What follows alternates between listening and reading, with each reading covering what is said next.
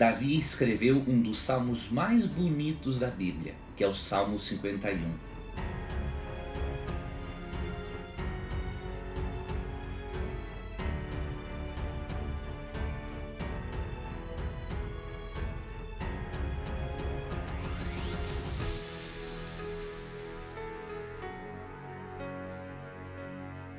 O Salmo 51 é o salmo onde Davi demonstra o seu arrependimento profundo por causa do adultério com Batseba e do homicídio praticado contra Urias o Heteu.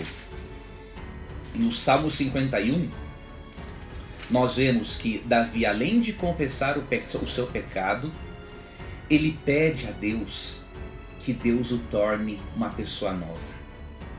É isso que você e eu devemos fazer. Quando pecamos, erramos e nenhum de nós está livre de cometer até mesmo os mesmos erros que Davi, então não cabe a nós julgar ninguém, porque nós podemos ser os próximos, né? Como diz Paulo em Gálatas 6, 1 e 2, ou 1 a 3, quem está em pé, cuide para que não caia, não é?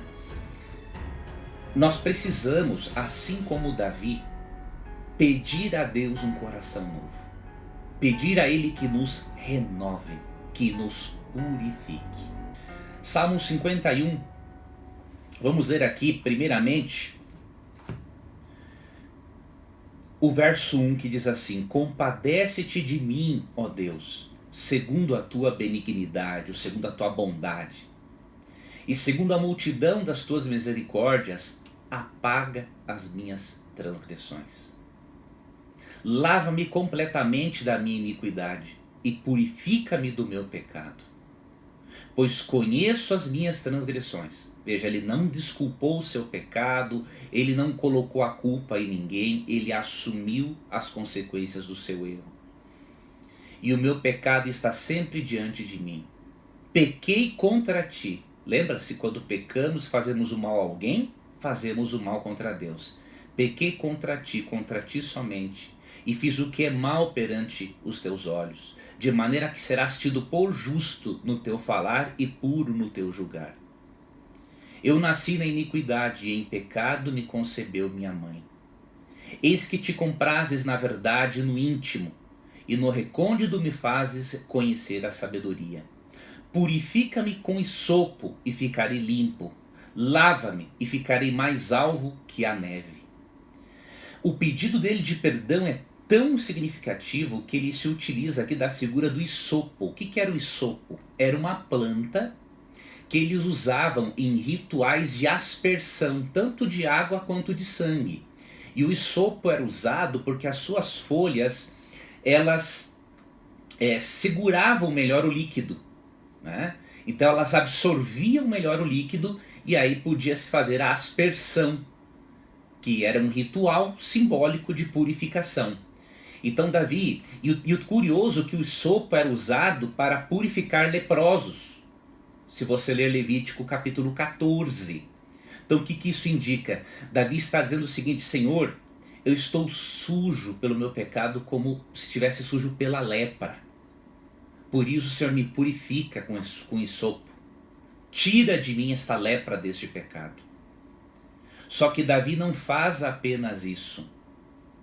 Davi, ele pede que Deus lhe devolva a alegria que ele havia perdido. Não tem nada de errado ou de audacioso um pecador arrependido e contrito pedir a Deus alegria. Aqui no versículo 8 ele diz assim: faze-me ouvir júbilo e alegria, para que exultem os ossos que esmagaste. Esconde o rosto dos meus pecados e apaga todas as minhas iniquidades. Então ele pede para Deus de volta, não é? O júbilo e a alegria. E você pode fazer a mesma coisa. Quando você se arrepende do seu pecado, fica triste pelo seu erro e está passando por certas consequências, sejam internas ou exteriores, né? Você pode dizer para Deus que além de arrependido, e você pode pedir para Deus, além de pedir o perdão, peça também a Deus que devolva a sua alegria, o seu júbilo, e Deus vai fazer isso. Só que você e eu precisamos fazer algo mais quando pecamos. Precisamos fazer esta oração do verso 10 do Salmo 51. Cria em mim, ó Deus, um coração puro e renova dentro de mim um espírito inabalável. Primeiro ele pediu um coração puro e um espírito inabalável, porque ele sabia que sem Deus ele cairia de novo. E aí no verso 11, não me repulses da tua presença, nem me retires o teu Santo Espírito. Deus pede também para que ele nunca perca a presença do Espírito Santo na sua vida.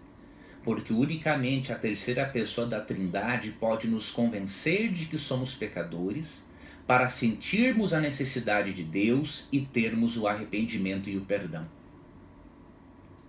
E outra coisa que ele fez nesse salmo e que você e eu devemos fazer, está aqui no versículo 12. Restitui-me a alegria da tua salvação e sustenta-me com um espírito voluntário.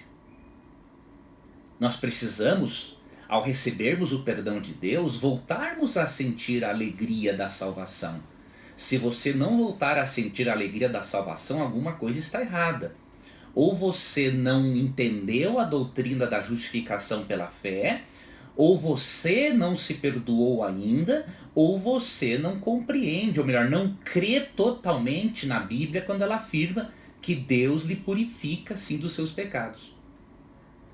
E sabe qual é a consequência de nós sermos perdoados por Deus? Uma delas, veja o que diz o verso 13. Então ensinarei aos transgressores os teus caminhos, e os pecadores se converterão a ti.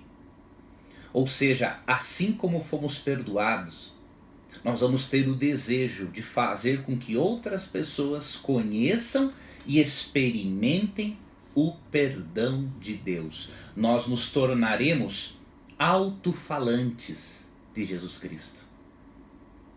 Porque ao recebermos o perdão e sentirmos a paz e termos a restauração e a presença do Espírito Santo em nós, nós vamos comunicar isso a outras pessoas que através do nosso exemplo e da nossa restauração serão convertidas ou serão também transformadas.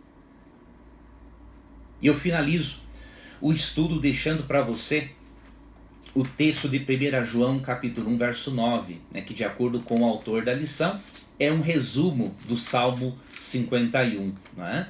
1 João 9 diz assim: se confessarmos os nossos pecados, Ele é fiel e justo para perdoar os pecados e nos purificar de toda injustiça. Deus pode lhe purificar de toda injustiça, não de qualquer injustiça. O que você tem que fazer? Crer, buscar, aceitar este perdão gracioso e ter um arrependimento profundo e sincero no seu coração. Que a paz de Cristo, que excede a todo entendimento, de acordo com Filipenses 4:7, faça parte da sua vida. E que ao você errar, lembre-se, temos consequências dos nossos erros, mas Deus é maior que os nossos pecados, Deus é maior do que as nossas consequências. E Ele pode também restaurar a sua vida. Siga adiante, não desanime, porque a graça de Deus é maior do que os nossos pecados. Como diz Paulo em Romanos 5, onde abundou o pecado, superabundou a graça.